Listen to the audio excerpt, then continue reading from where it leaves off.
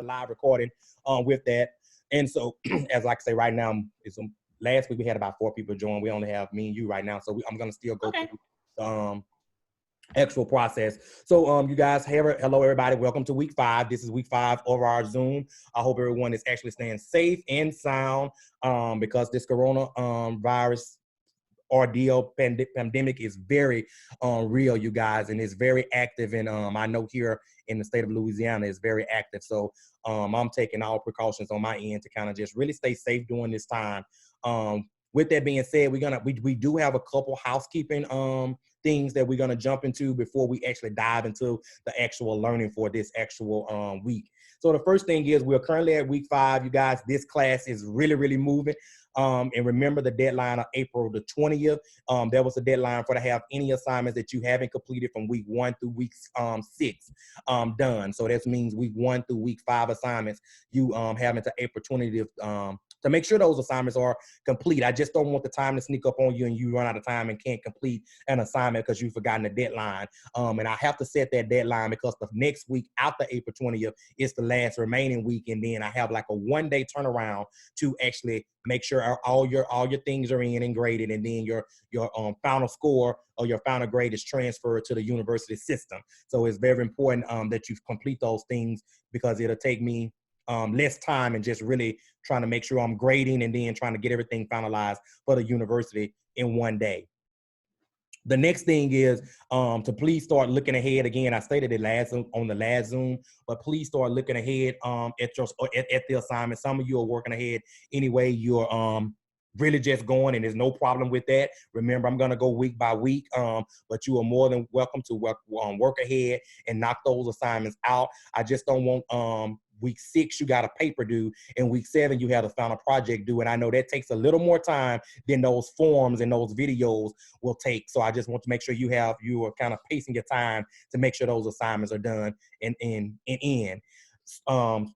Hopefully this week, and I'm going to be honest, hopefully by Sunday, possibly Monday, all assignments will be graded and caught up. This week has been a tough week for me to grade because I work so much on a district platform on projects to try to keep our virtual learning, our virtual academies running smoothly in 14 schools. So I've been really zoomed out this week, just Zoom meeting after Zoom meeting after Zoom meeting. So I didn't get a chance to spend as much time as I normally do on a Thursday as for my grading. So graded some things today, but most of your grading that's up to date will be done by Monday of next week. So you can look and check to those, check on that and check your grades through that platform. So now let's just dive in and let's reflect. We want to go back to week number 3.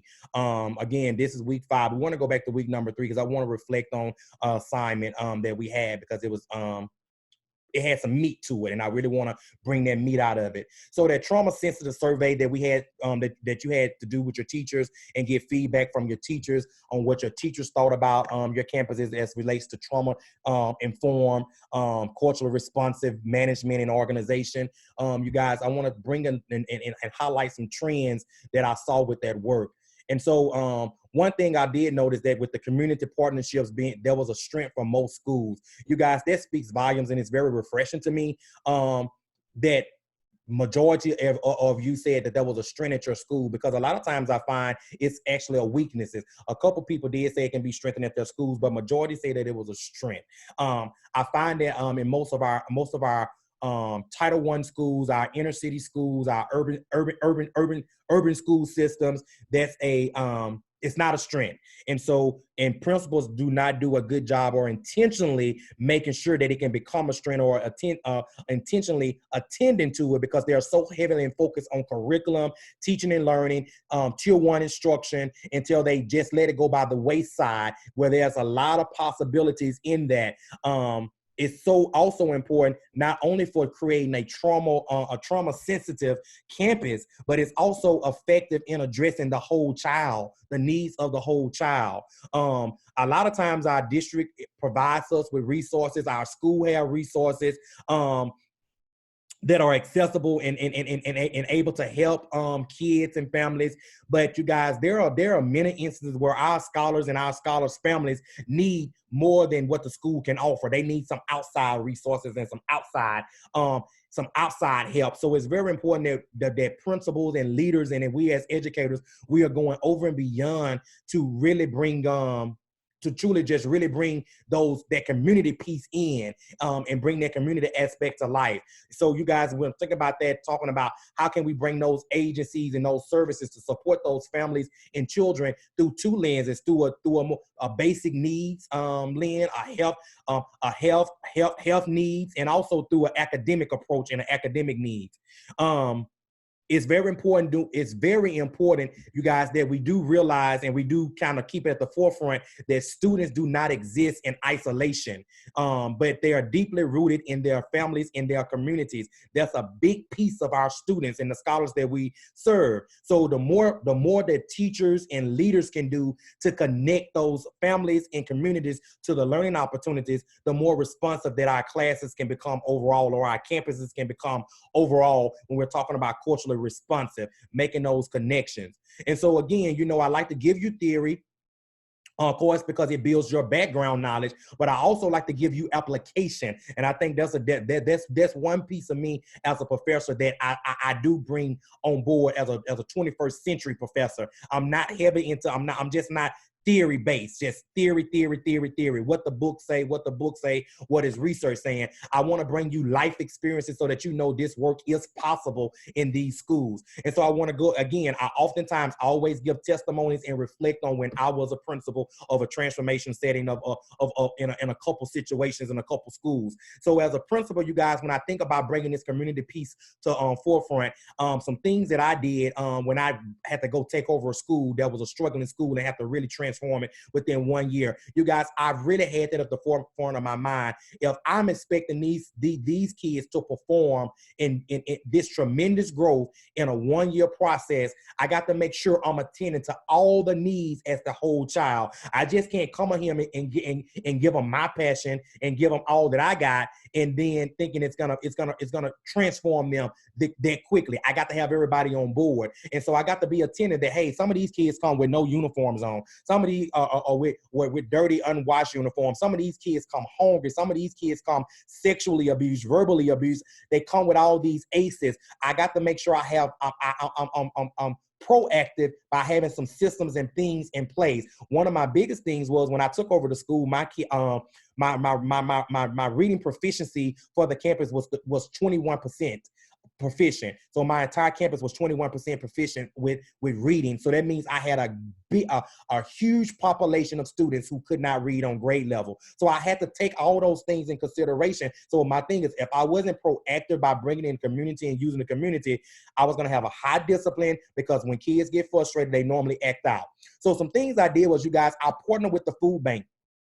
Our local food bank. They became one of our community partners, where they was able to send meals to my campus. I was able to actually provide 75 families with meals every other month, where they'll send the pounds of food, and I'll have it separated on the tables, and parents would just come through with their little shopping bags and pick up what they needed for that. That really helped to really get those parents involved, which I'm going to make that connection to parents later in our presentation. But you guys, one of the biggest things I did was we have a local nonprofit organization that really do a lot of community work.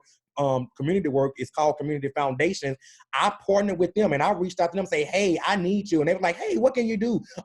We see that you really trying to transform the school, and we partnered, and they built a whole intervention program for me by bringing in volunteers. They seek community leaders in our city, in our area, who was flexible and had time throughout the day to come push into my school. So my school went from having one paid reading interventionist to service 350 kids to 10 to 12 reading interventionists, because those professional people became reading interventionists. They would come and they would sign up, and they would come every week and do small group RTI kind of things with my most struggling learners and my most struggling kids. You guys, has made a world of difference in our test scores in year one, because all of our scores grew in every core area, our scores grew at least 25 percentage points or above in 1 year because we was very strategic on putting these things in place. But that's not all we did. I reached out to a lady that I knew had a therapy dog. So she wasn't working. She was at home and her dog was trained for therapy, and I brought the therapy dog in, and we used that in the reading program for those kids who couldn't read and who was severely behind in 4th grade reading on the 1st grade level or 2nd grade level. They would go out and read to the therapy dog so they can feel comfortable with that dog, and that dog listening to them. So it was just very creative with those things. It really helped build that piece of it with my struggling readers. Another thing that I did was I reached out to a mobile dentistry partnership and built a mobile dentistry partnership with Miles for Smiles, where they became to be and brought the dentist to the dentist services to our campus, where our kids didn't have to check out for appointments after appointments, or even our kids whose parents don't even take them to the dentist for healthy teeth. Their partnership allowed those kids to get those real dentist services right on campus and never leave school. You just go for a 30-minute appointment and then you go back to class. So these are kind of things I did. When I think about our communities, these communities in urban cities, urban school systems and inner city schools, there are a lot of those neighborhoods are heavily populated with churches. There are a lot of churches on every corner, every street you see a church. And so I built a partnership also with pastors that was in my community for them to become mentors to our boys. So every month they came and they walked classrooms with me and they talked, and I gave them a set of boys I needed them to talk to and those things. The barbers reached out to the barber schools. They are always looking for people head to practice on. Well, why not come practice on my students' heads? Because they need haircuts too. And they were invested in our school where every 9 weeks, actually it was 2 times in 9 weeks, they'll set up for a half a day barbershop at the school where kids can be groomed and those things.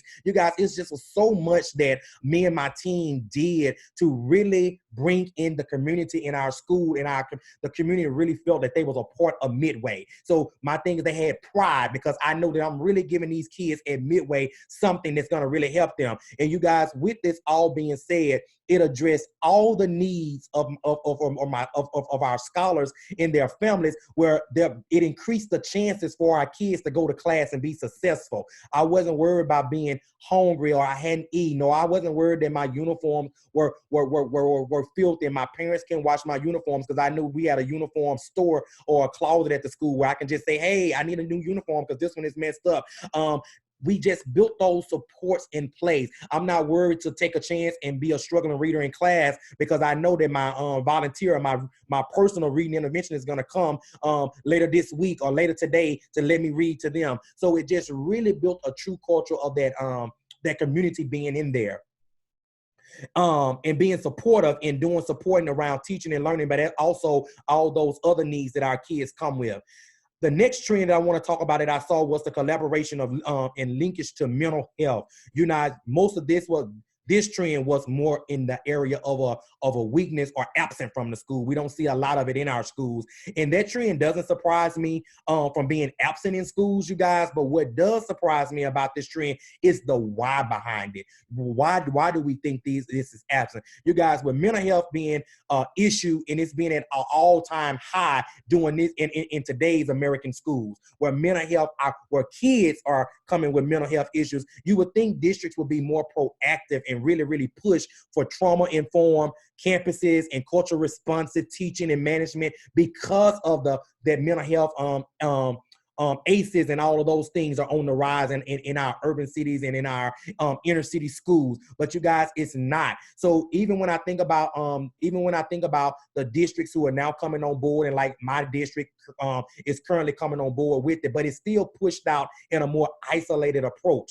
I'm just going to push it out to counselors, and then counselors can take it and do what they need to do with it. And so what I find in most instances, especially in the schools that I support, is most of the time it's the counselors who have the knowledge and the learning, and most leaders lose it as a individual basis, a need by need basis. If a child come and they've identified this child who got mental health issues, who are dealing with ACEs, oh, go see the counselor. The counselor's going to do that, and the counselor take the lead of the work. So it's still at a surface level of implementation because that campus is only dealing by need. Whereas we really needed to become a school-wide approach where, hey, this is our school plan on how we are going to proactively address culturally responsive teaching and culturally responsive management, and how we're going to really make sure that our campuses are trauma informed. And so I think that's what we need, and and I'm sure we'll probably get there in probably the next 3 to 5 years because of the mental health numbers and percentages of our students who are coming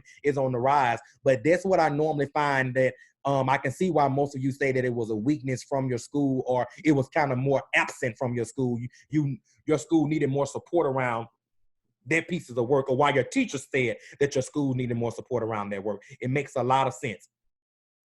So then that moves us and going talking about, in week 4, our week 4 assignments, and really want to talk about the learning reflection form because I read some amazing stuff, and some amazing ideas. And one thing I read about them amazing ideas on how can you really, really, really shape and groom and grow your parental and your parental partnerships in your schools. What do you think about them now, and what kind of things you can do? You guys, you really gave some good solid feedback. And the thing that I really liked about the feedback or your responses to that, or your plans of actions to that, is 90% of the stuff that you guys suggested that you would do to improve your campus can be done easily. Those ideas are easily transformable and implementable. Like, you can truly implement those things, and you can do it without a district approval, or you needing tons and tons of money to make those things happen. And so what I really, really hope also is as you guys were reading and responding to other people, you was jotting down some ideas, because you guys, I know as the professor,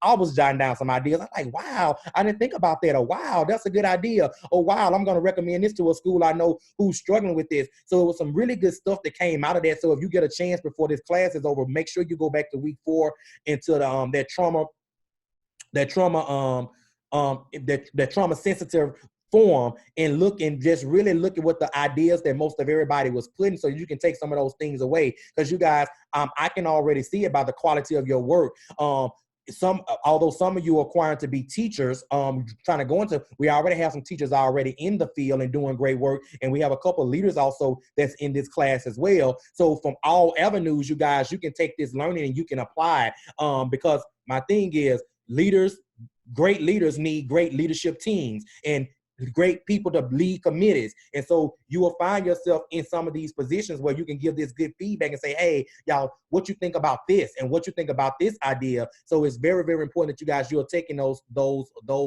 great suggestions that you all came up with and you all provided, and you are truly using them in your future work as you aspire to become leaders, or as you aspire to become teacher leaders, committee heads, committee leads. There's a lot of great learning that has transferred into our class, into this learning community, that you can truly apply as you go back. So now I want to make a connection about family partnerships, because that truly is a strong piece of, one, a culturally responsive organization, as well as trauma sensitive, and really making sure that parent is really attached to the whole process, the learning process, the caring process, the creating a caring environment process, just the whole school community as a whole. And so I want to share again as far as a testimony of what transformed my school when we went through this. And so when I think about this approach, I think about it from the lens of you guys, teacher leaders, as well as parent leaders. So in my school, because we operated under a lot of systems, me and my leadership team built a lot of systems. So when you came to our school, it was called the Midway Way. We don't care what the district is doing, and we don't care how this school across the tracks or this school down the road is doing. This is the Midway system of how we do these approaches. And so when I think about that, I think that, hey, teacher leaders have to be trained to actually lead work with fidelity on your campus. The same thing I felt, and I had that same approach and that same mindset and that same philosophy when I think about my families. when I think about how I wanted families trained and how I wanted my families to be connected to this work or whatever. Parents could not just come in and volunteer and come in and do what they wanted to do because I was shifting the culture of the school. It was always an open door policy. They can always come in and support in those things, but they have to be trained to kind of lead the work and make decisions. And so what I did was, you guys, I built a parent academy on our campus. It was called a Parent Leadership Academy. This was a 6-week academy. It was from 5:30 to 7:30 every Thursday for 6 weeks. During this time, I brought in community leaders to speak to parents why it's important to be involved in school and why it's important to be a strong community leader. But then also the second fold was me training them. This is the way we look at data at our school. This is our philosophy for teaching in our schools. This is the way parents are, that we desire parents to support teaching and learning in our school. This is the way we run the office at our school. This is the way we do concessions at our school. Because what my outcome was, when these parents graduated from this program, they'll be the ones leading and doing this stuff. And so what happened was, moving forward, is after that 6 weeks, you guys, I had a full graduation for those parents. And it was a requirement that their kids was there to see them graduate, because a lot of times we do also assume that, hey, most of our parents finish high school. And when we do family home surveys and all those kind of things, we find that we do have a small group of parents, or even a medium group of parents who dropped out, who didn't finish school. So this made them feel prideful. So one, I wanted to make it a big deal. So it was a full graduation where we had a speaker, we had a person of the class to give the graduation speech, one of the parents. But once they graduated, then they became leaders at Midway, parent leaders of Midway. So they can make those instructional decisions. They can sit in on leadership team meetings. They can sit in on decision-making meetings around budget. They can free reigns to do classroom walks with me and go and walk classroom. They became a true piece.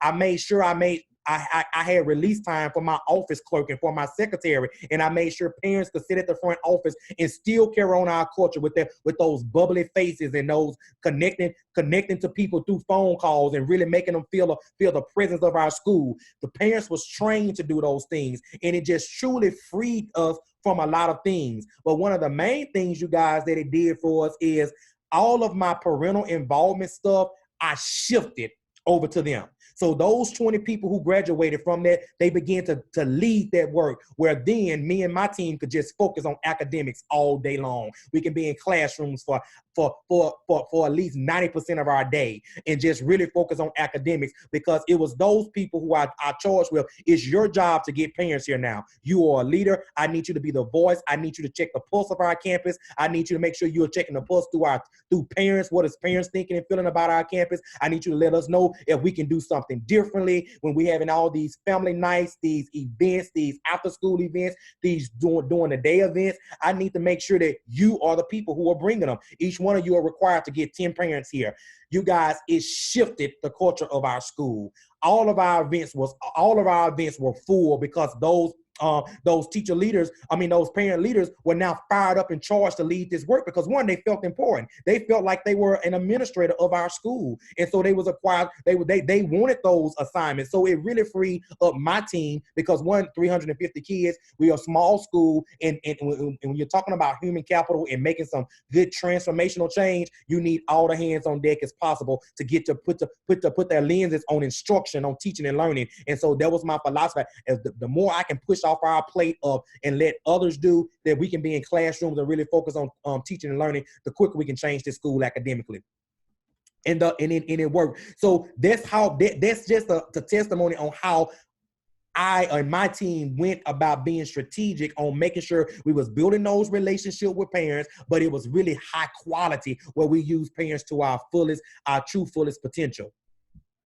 So now I want to talk about the video, because you guys took away some good things from the video. One thing I like looking at your takeaways, because a lot of you got, I just like picking your brain and picking your minds. And so I eat that stuff up like popcorn when I'm reading. I like, wow, this is good when it comes to that. But one of them the more powerful pieces that I do like is, how are you going to apply this? If when you go back to be a teacher, go back to your classroom, or when you go back to in your leadership role, how are you going to apply this that you're taking away? And so you guys, it was some really good stuff on there. But one thing that really stood out, it was three things. We kept bringing those relationships, talking about relationships. I seen that all through about relationships and how we interact with kids. I'm going to look differently when interacting. But one of the pieces that really stood out, especially during this season that we're in with this COVID-19 stuff, is the I think it was Starla talked about the virtual wellness checks, on how it's important. She said we did it at school when we looked at them face to face, but now we don't see our kids face to face. So I'm making my intent and tell teachers when we're doing our virtual lessons, and we're doing our Zooms with our students and our FaceTimes with our students, we begin to really be attentive to that and intentional on, hey, are you okay? Is everything good? You know, just really making sure that they're okay and checking on them with their minds and their mental state during this time. And I thought that was so powerful during this time because, again, if in schools, and if we're in these schools, a lot of us do it. We look at their uniforms and we say, okay, do this. You need a new uniform. Or are you okay? We can look at their faces. We can gauge their moods, and we can say, oh, wow, something ain't right with you today. But when we're thinking about a virtual platform, how are we still being able to attend to those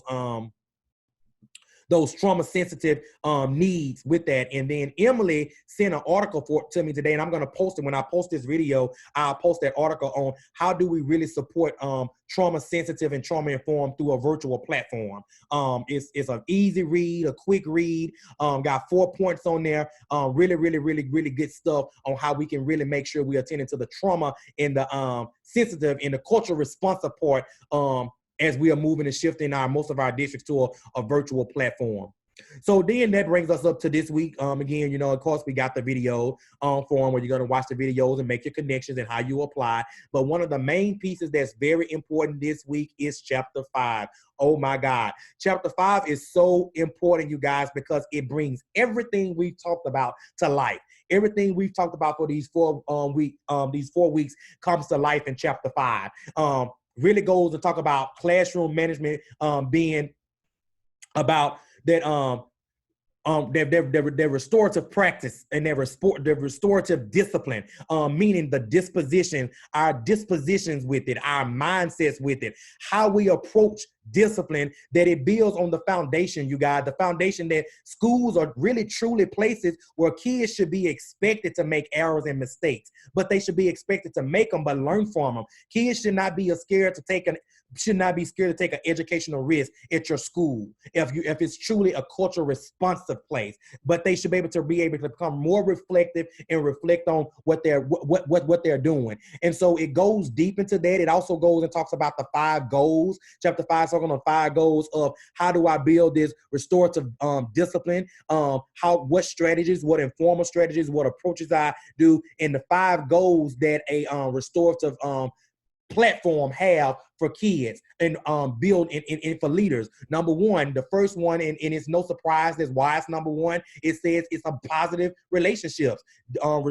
Restorative discipline focus on building positive relationships. It's so important that relationships keep on surfacing. You guys, we can't get any of this stuff off the ground, nothing off the ground, if we don't have a relationship with those kids. That is foremost the most important thing when we're talking about culturally responsive. Then it goes and talk about in depth and talk about reduce and provide and prevent harmful behavior. Whereas my thing is, yes, they are probably do something inappropriate or misbehave, but I want to make sure they're reflecting on those actions and they are talking through those actions. So they're reflecting like, hey, why did I do that? And so they'll be able to be more reflective on not doing that again and prevent it. Also resolution conflict, you guys, resolve conflict and hold people accountable in this. So that's aiming of what cultural responsive is all aiming what cultural responsive is all about. Repairing harm and addressing the needs of the community. So everything, again, we've talked about in these 4 weeks will come to life in Chapter 5. Truly come to life in Chapter 5. And then also on page 135, really, really hone in on that, on figure 5.1, which talks about those 3 methods of supportive restorative discipline. That effective language, you guys, which is the big piece. with the relationships, it's all about our disposition and our language that we're using with those kids. Then the circle processes and then conferences. You guys, I can't speak enough on about chapter 5. Chapter 5 is really the meat of this course. How can I take this stuff and make it look real?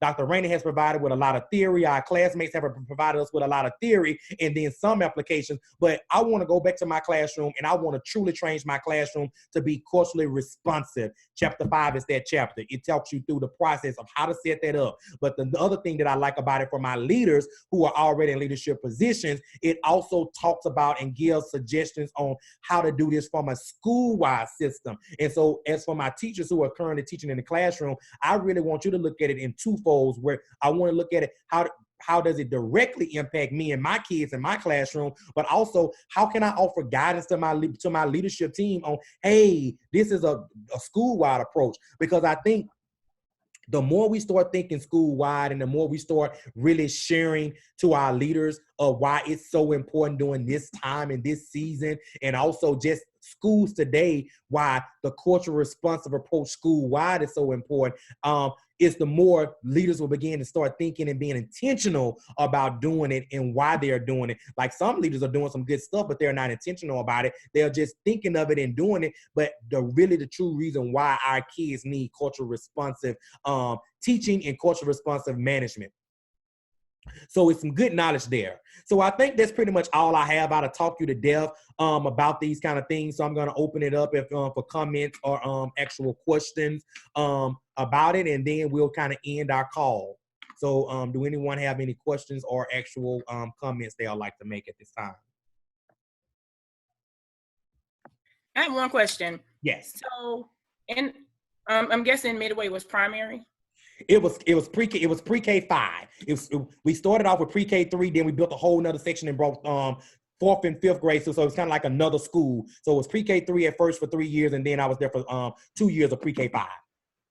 Okay, so like I guess would it be the crosswalk to pre-K 5? When you say you had the reading fluency issues, and where did you see the breakdown at? Like what grade level did you see most of your kids were reading on? I know you said like between first and second, but where did you really see the breakdown at? Right. So our breakdown was really first grade and second grade skills. Primary first grade skills are them being able to decode sounds and that phonemic awareness piece. They truly was missing that connection. So it hindered their reading fluency dramatically. And so that's truly where we saw the breakdown. They missed a lot of their first grade skills. And my thing is, before I got there, I know for sure that they just missed a lot of those skills. And so I know it's not part of this class, but since you asked the question, I'll tell you some things that we did for that as well with that process. Once we identified where we really saw the gap based on standards, like what don't they have? And it was that phonemic awareness part of it, those sounds and phonics and those things. Is we began to we built a staggered RTI. RTI really helped move our schooling in year 1 and 2. We built a staggered RTI schedule where every grade level had to do RTI at a different time. And so when we scanned them, and at this time we was doing dibbles. When we did them and did their dibbles testing and got those reports and seeing exactly what they are, and then we also the librarian, I had her and asked her to test them on STAR to see, okay, what kind of reading levels they was on. We began to start sending those kids to targeted RTI. So it was some instances when I had 4th grade kids going to 1st grade RTI, because that's where you were during that time. Did I leave them there the whole time? No, but I did send them there for 9 weeks. So my thing is, I built it up. When I sent you the 1st grade RTI for these 5 to 8, 9 weeks, then once you got those skills that you was missing, I just work you up the ladder. We work you up the ladder until you eventually got back to go into your RTI piece of it. But it really, really was effective because we was able to send our upper kids back down to get those skills with that. And I can attest to it really, because of our culture of our school, we really honed in on positive student culture where everybody was a scholar and everybody was a high achiever, and we wanted everybody to accomplish their dreams. Our kids wasn't intimidated to be fourth grade and sitting at a table with a first grader doing those strategies, because there can be a piece of, I don't want to go to that classroom and I'm bigger than them and those kind of things. We really, really worked on our student culture first to let them know, you guys, it's about academics and it's about you being your best version of yourself and you being able to walk out these doors and compete with these magnet school kids. That was our whole mindset that we led with them all the time. And so they ate it up. So when they went there, number one, I want to get out of this RTI group because I'm 4 years older than these kids. They went and they went with a purpose to eat it up. But Marie, it's shame. Like I say, that year one, our school was a failing school for 10 years. It was an F school for 10 years before the superintendent said, hey, Marvin, I need you to go take this school over and change it within 1 year. And in 1 year, we became a state recognized school. We grew in all components. We became a model school of transformation for the state of Louisiana. It was just because we was very intentional by building those supports in that. But that gap was in first grade. They had missed a lot of first grade. And so when we start tracking and going back, it was also heavily teacher related. They was mistaught, where it was poor teaching. And so that's another reason I think I really like my pre-K 3 experience, because a lot of times when we think about schooling and academics, a lot of folks focus so heavily on 3.5 and up, 3.5 and 3.8 because of those test scores. That's why I asked that question. That was not to interrupt you. That was an issue because I was the 5th grade teacher, the 4th grade teacher, and for so long LEAP held them back. And so I kept telling my principal, I was working miracles. And I kept telling him, it's not, we are working miracles. We're working miracles. And I kept saying the kids can't read. But I don't think they had a big accountability piece in lower grade like we had. And one day we had like a district person, somewhat like you, come in, and she spoke with me. I said, look, and so she sat with me. To her credit, she listened. We laid out their kindergarten, pre-K data.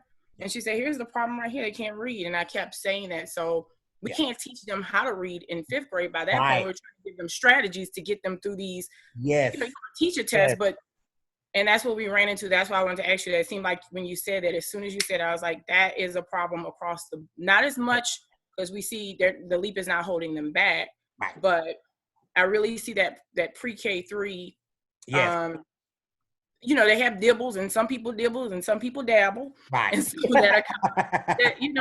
we used to get that data, and that data, we didn't look at it as a whole school. I did not know the kids' dibbles data in 5th grade. I knew their STAR test data, but I was not aware of their dibbles data. It wasn't given to me. All I was given was their, even in 4th grade, here's their LEAP scores. And we know that that's very blanket. It's like if they struggle in a different descriptor, like reading comprehension, that doesn't tell you whether it's the comprehension, it's the reading, it's so I didn't mean to interrupt you, but as soon as you said, I was like, oh no, that's good. Yeah, that's what we identified. And like I said, it's so true. So it was a wake-up call for us. But again, we was pre-K 3, so we was right there heavily in where that foundation of reading should be built. But when we became pre-K 5, I still kept my lenses there. But I built my supports because my thing is I'm upper elementary. So that's me all day long, eat, breathe, sleep it.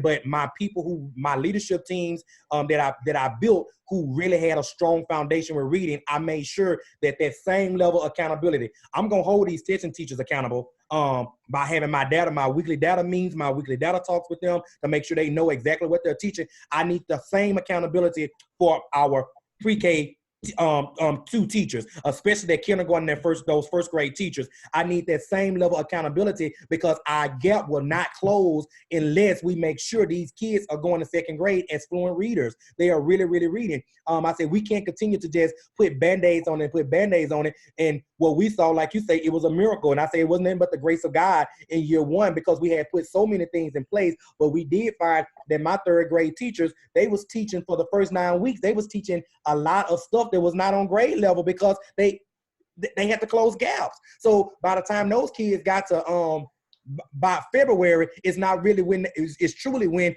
they went into like boot camp mode and really gave them grade level stuff. And so again, because we had those other supports in place, we were able to see a lot of success. But I told as a staff, we couldn't keep on going through that. We had to make sure that we was really attention and making sure these kids can read when they went to 2nd grade, and it was fluent. They can read and knew how to read. So we had to put our supports there. So again, we shifted our supports from just focusing on that, on those 3-5 testing grade stuff. But no, let's go down and focus on these lower grades to make sure these kids know how to read. So it's much easier when they come to 3-5 and the teachers can really dive into those rigorous tier 1 standards and that content without trying to teach them how to read those kind of things. So you're right on. You guys are definitely right on with that.